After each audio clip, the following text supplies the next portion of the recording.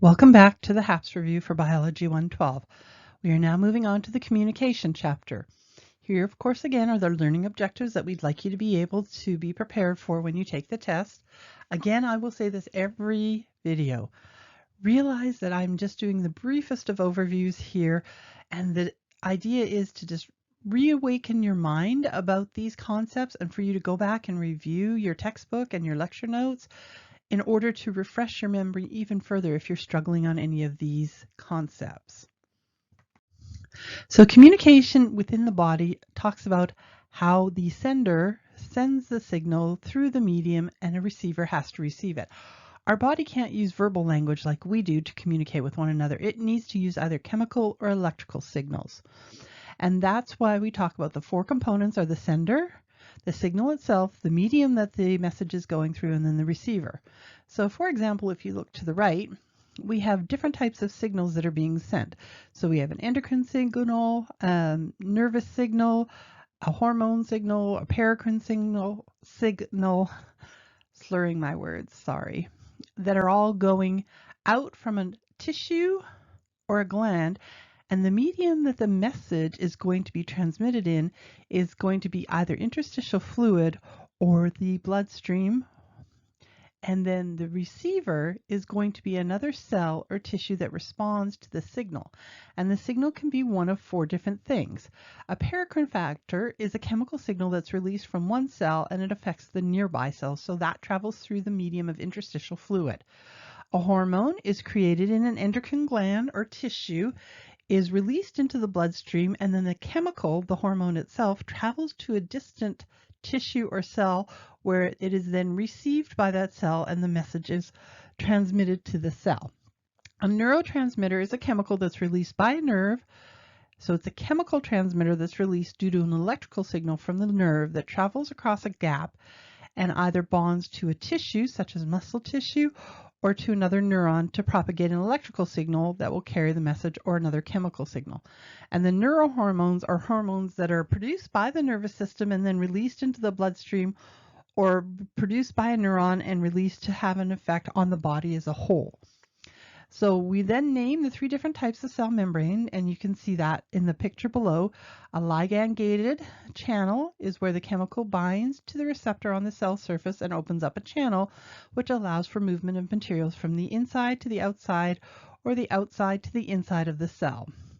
B is an enzyme-linked receptor where the chemical bonds to a membrane receptor, and inside the cell itself, there's an inactive enzyme that is then signaled to become activated, and then that causes the cell to have a response.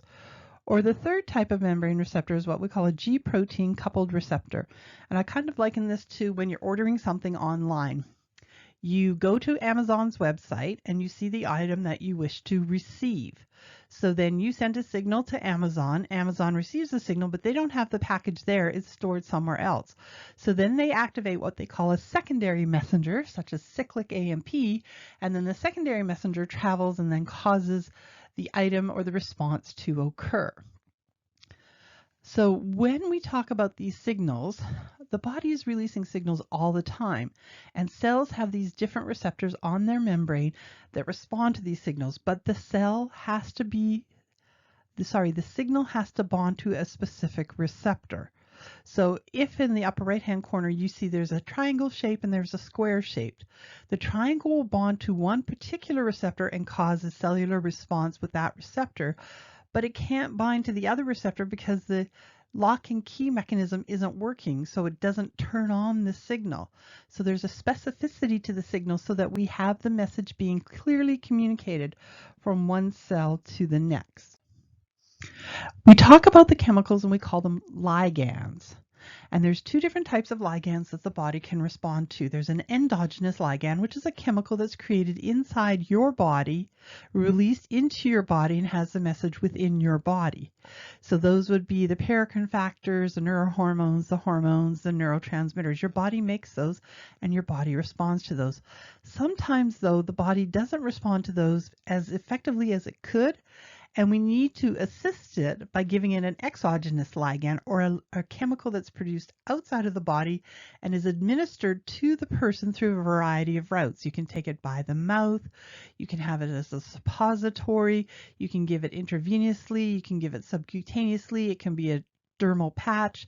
There's many different ways to administer exogenous ligands, but then the exogenous ligand is absorbed, travels to the bloodstream, and then finds its receptor and does its job.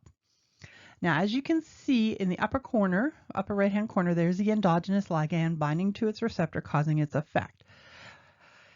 Endogenous ligands always have a positive or a negative effect. They'll either enhance or reduce the effect. That's what they're supposed to do. Exogenous ligands work one of two ways. They're either an agonist or they're an antagonist. So an agonist ligand, exogenous ligand, is one that mimics the endogenous ligand or can enhance the endogenous ligand if it isn't doing its job effectively enough. And you can see in the bottom left-hand corner how there's the endogenous ligand and then the antagonists, or the agonists, sorry, assisting with the effect on the cell. An antagonist is an exogenous ligand that we give to people in order to prevent the endogenous ligand from doing its job, because the endogenous ligand is causing the patient or the person problems, and so we need to dampen the effect. And what the exogenous ligand does is it binds to the receptor and prevents the endogenous ligand from doing its job. So we talk about these ligands as either being hydrophilic or hydrophobic. Hydrophilic use a ligand-gated, the enzyme-linked, and the G protein-coupled receptors in order to enhance their responses. If it's a hydrophobic, or an endogenous ligand that is lipid-based, it has no barriers to entering into the cell, so it will go directly into the cell, usually bind to a receptor in the cytosol of the cell, and then be taken right into the nucleus through the nuclear pore, and then works with the DNA to create the effect. So in other words, we have a gene that we need to turn on. The ligand enters in, causes the gene to be turned on. We transcribe the DNA into messenger RNA. The messenger RNA is then translated into a protein, and then the protein is created and released, and it's the protein that does the job. So then we're talking now about electrical communication. And electrical communication uses neurons, which is the method of communication within the nervous system. At the bottom, you'll see the parts of the neuron. You went over these again in Chapter 8, the nervous system. And we talk about electrical potential, which is the chemical potential that is created by the different concentrations of chemicals inside and outside of the cell membrane.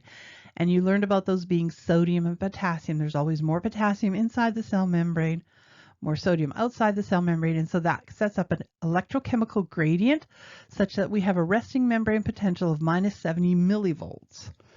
And then that can go and enhance once we do the steps of the electrical signaling to plus 30 millivolts, and then go back again to minus 100 before becoming 70 millivolts. So then we have, what are the parts of an action potential? And that's over here in the bottom right hand side. Remember, we have the resting membrane potential is minus 70 millivolts, and then we receive the stimulation. And the stimulation causes the voltage gated sodium channels to open up, so sodium rushes in, and then that causes the depolarization phase of the electrical potential. That goes up to plus 30 millivolts, where the voltage gated potassium channels then open, and potassium rushes from inside the cell to outside the cell, and we begin repolarizing the cell as we close the voltage gated sodium channels, then we close the voltage gated potassium channels, and then we use that sodium potassium pump to return the sodium to outside the cell and the potassium to the inside of the cell. And remember, the sodium potassium pump pumps out 3 sodium and pumps in 2 potassium, and because they're going against their concentration gradient, we have to use energy in order to power this pump. So then we have, what type of potentials can occur? Well, graded potentials are literally short-lived changes that don't cause a whole action potential to occur. They're over a very small region. If you sum up graded potentials, then you will have enough to create a full action potential. And I kind of liken this to the toilet flushing story. So you have a toilet and you have the bowl that fills up with water, and then you have the tank that holds the water, and then you have the handle. So if you push the handle down a little bit, you can hear the water running from the tank into the bowl, but it doesn't totally flush because we haven't depressed the handle the whole way. That's an example of a graded potential. A full potential would be if you depress the handle the whole way, the complete stimulus, that opens up the valve, causes the water to rush from the bowl, out of the bowl into the sewer system, and then you restore the handle, and then that opens up the valve in the tank, and then the water from the tank enters into the bowl, and we're restoring the toilet to be prepared for the next flush. So very similar to that. And then we talk about the propagation of the action potential down the neuron, whether it's an unmyelinated or myelinated. Remember, unmyelinated means that there's no myelin sheath wrapping around the axonal portion of the neuron. In the nervous system, oligodendrocytes make that. In the peripheral nervous system, the Schwann cells make the myelin. And what the myelin does is cover most of the axon and only leave small portions of the membrane exposed, so that in an unmyelinated axon, the action potential has to propagate the whole length of the axon in order to pass the message along. In the myelinated axon, what you have is only little small areas of the membrane open, so it jumps from area to area, and we call those areas the nodes of Ranvier, and the action potential jumps from node to node in a manner of potential called saltatory conduction, S-A-L-T-A-T-O-R-Y conduction.